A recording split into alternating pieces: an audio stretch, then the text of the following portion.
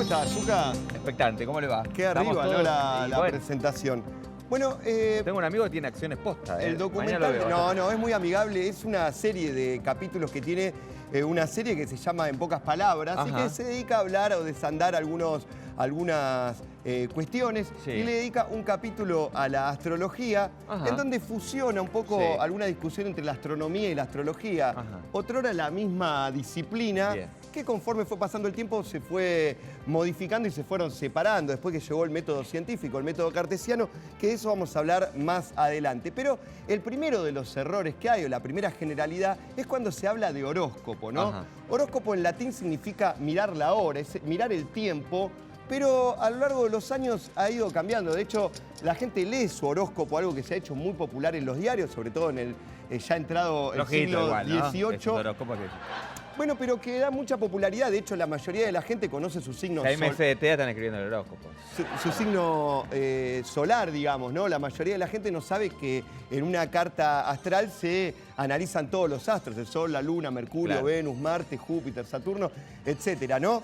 Entonces, bueno, ya empieza la primera generalidad, que es rara, porque si existen solamente 12 signos, habría solamente 12 arquetipos. Y sabemos que en el mundo es muy variado, de ahí la diferencia con si se quiere, no estarían mintiendo, pero estarían siendo imprecisos para Exacto. empezar. Vos es que horóscopo, un diario que supo tener Franklin, el de la cara de los $100, ¿no? El billete de más alta denominación, que no fue presidente de los Estados Unidos, pero que se hizo millonario con un almanaque que tenía, el almanaque del pobre Richards, él llevaba un seudónimo, y ahí empezó a utilizar la palabra horóscopo, en donde se hizo muy popular las predicciones, decía cuándo había un eclipse y demás.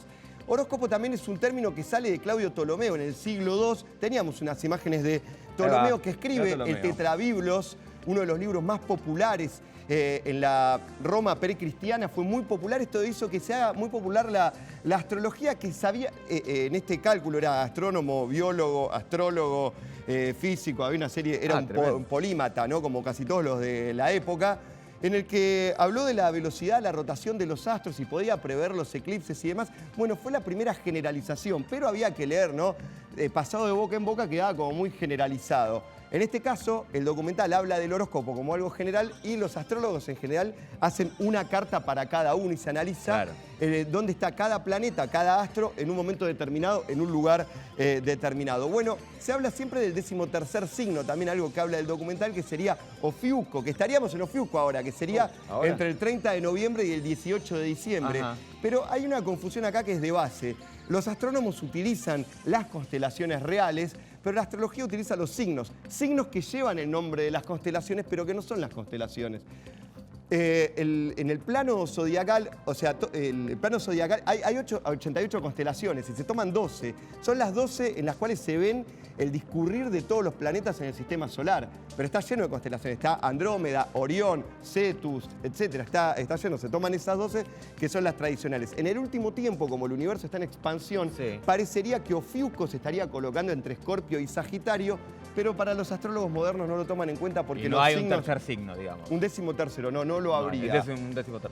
Algunas astrologías, por ejemplo la védica, lo empiezan a tomar en cuenta porque toman el cielo sideral, como se dice, el cielo real, pero los astrólogos en general, los occidentales, toman un cielo simbólico. Es por eso que la discusión de Ofiuco queda afuera. Sí queda para los astrónomos, pero no para los astrólogos. Bueno, tenemos una imagen, de paso hacemos un homenaje para mí, un héroe del pensamiento, como dice José Pablo Feynman, que es René Descartes, que es quizás el padre de la revolución científica, en donde empezó a utilizar el método cartesiano, el método racional, con arreglo a fines, digamos, con una hipótesis, antítesis, síntesis, y en donde empezó a separar en una...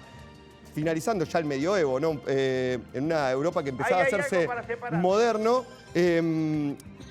hizo una ruptura con la educación escolástica, ¿no? En donde se hablaba de fe y ciencia de la misma manera, y acá la astrología quedó relegada, ¿no? Este es un momento histórico a mediados del 1600 para tomar en cuenta. Un poquito antes estaba Galileo Galilei, que también tenemos imagen en la frase conocida "E por si muove", ¿no? Cuando fue juzgado por la Inquisición en aquel momento y se tuvo que disculpar diciendo que la Tierra seguía siendo el centro del universo. Ahí hubo un cambio, pero la astrología toma al centro del universo a la Tierra, sabiendo que es el Sol, el centro del sistema solar, pero es una ciencia geocéntrica. Ahí no hay debate, no es porque haya cambiado la lógica de Galileo, que el Sol como centro del sistema solar es no porque cambia. la astrología elige la tierra para regirse. Exacto, es un lugar en un momento, es como una cosecha de un vino en un momento determinado. Uno cuando nace con las influencias del cielo como está en ese momento, ¿no?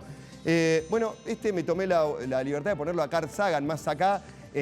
Una persona fuente de inspiración constante, su serie Cosmos, a todos los que amantes del misterio y del universo le ha dado mucho, ha nutrido mucho las mentes, pero está completamente en contra de la astrología, este astrónomo, también filósofo, divulgador científico y demás. Bueno, en uno de sus capítulos de la serie Cosmos dice, ¿por qué la influencia de Marte sería superior a la influencia del médico que estaba en la habitación cuando yo nací? Y eso es un golpe bajo a mí me duele porque le amo a ese señor, ha sido una fuente de inspiración, pero bueno, la Luna también está probado que físicamente tiene influencia sobre los líquidos, los mares, los océanos, los cambios de humor en los animales y demás, y es algo muy sutil para ponerlo en el método científico, ¿no? Uno puede estar al lado de, inclusive en el ciclo menstrual de las mujeres se toma con el cálculo de las lunas, y bueno, y uno por estar al lado no hace una diferencia. Bueno, más acá, ahí tenemos un dato estadístico. Este señor se llama Michel de Gauquelin, es un francés que, junto con su mujer, François, era un estadístico, era psicólogo, y hizo la primera estadística real. Las partidas de nacimiento en Francia son muy exactas y las empezó a separar por la fecha de nacimiento, las empezó a separar por profesiones. Es el mayor estudio que se hizo, separó la Luna para escritores, Venus para escritores también, Marte para atletas y militares, Júpiter actores, Saturno los médicos y científicos, y fue la mayor obra recopilatoria. De hecho hay un efecto que se llama efecto Marte que se daba en todos los deportistas. Bueno, los astrólogos de la época se pelean con Gauquelin, no le querían tomar esto. Fue el primer ensayo científico real que estaba subsidiado inclusive por el gobierno francés.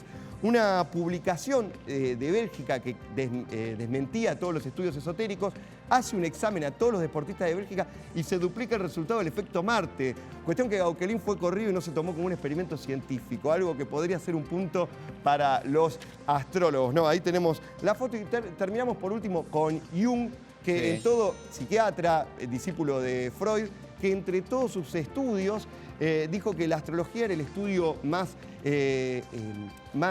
eterno a lo largo de la historia, porque lo simbólico no se cambiaba, ¿no? Aquello que simbólicamente, por ejemplo, la figura del guerrero, lo que era 400 años antes de Cristo, podría ir hacia la actualidad. Y decía, cuando se peleaba con los astrónomos, un ser humano puede hacer frente a cualquier batalla si le encuentra el sentido. Y encontraba en la astrología la posibilidad de darle un sentido al destino y al paso por esta tierra. Es por eso que la diferencia entre la astronomía, que es una ciencia real y física, contra la astrología, que trata de buscarle un sentido al universo en un momento dado y que nos conecta con eso, ¿no?